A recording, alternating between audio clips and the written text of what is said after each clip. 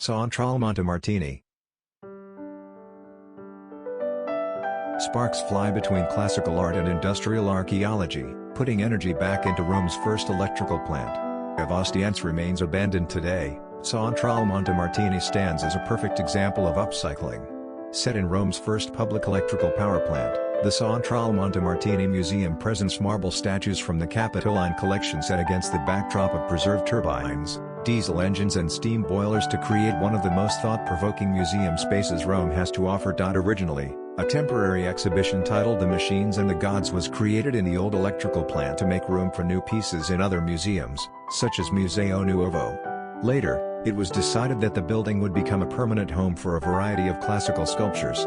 Standing tall in front of an old water extraction pump is a replica of Callimachus' 5th century BC Aphrodite sculpture. Although the unconventional curation initially comes as a surprise, it is nevertheless a nice one. The marble statue steals the show, as soft lights flatter each fine detail of the veiled body while the dark machinery behind it creates a strong contrasting backdrop. To avoid losing the art's voice to the factory's atmosphere, the figure is placed front and center on a high pedestal, demanding the attention that a Greek goddess of beauty deserves. Ancient sculptures arranged throughout an industrial air power plant, the Centrale Montemartini is hands down one of the coolest museums in Rome. They've prettied up the old Montemartini power plant to house more than 400 gorgeous ancient Roman sculptures from the Capitoline Museum's collections that haven't been seen by the public in decades.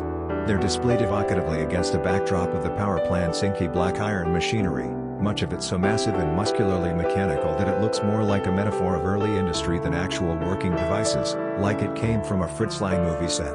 There is Roman replica of a rather sexy 5th century BC Greek Aphrodite, posing in front of the wood-burning kiln in a filmy dress she's carelessly let slip off to expose one breast.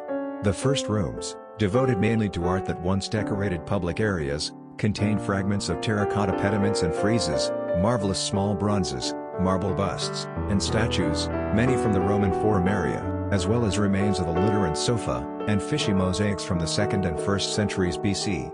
Look for the well-preserved Toccata Barberini. This be-robed patrician hails from the 90s BC and is carrying what appear to be two heads. In Republican Rome, prominent citizens kept hollow wax portrait busts of their illustrious ancestors, in this case, Grandpa in the left hand and Pop in the right, and wore them during important occasions and ceremonies so as to serve as symbolic stand-ins for their deceased progenitors.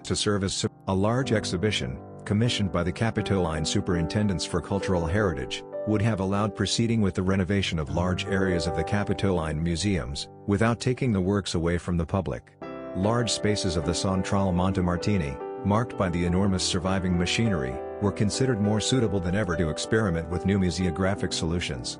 ASEA transformed the site into a museum, adapting the spaces to the new intended use and restoring the machines, while the Capitoline Museums curated the archaeological exhibition. The two different interventions were carried out simultaneously, with great enthusiasm and in full harmony. Two worlds that are diametrically opposed, archaeology and industrial archaeology, for the first time were combined in a courageous arrangement where the space was organized in a way that the pre-existing objects and the objects to be shown remained intact and did not distort each other. The exhibition, opened to the public in October 1997, is a play of contrasts between machines and gods, which became the title of the exhibition. The public interest and the operators attracted by the approach of the exhibition confirmed the validity of the new exhibition space, so much so that in 2001 it went from a temporary experiment to the creation of a permanent seat, the Museum of the Centrale Montemartini. From that time on, the museum, a separate location of the Capitoline Museums, was enriched with new spaces and new archaeological objects, showing works that remained closed in the warehouses during the years and taken away from the general public. In November 2016, after several renovations, the museum was extended with the opening of a new hall, where the famous coaches of the train of Pius IX are exposed.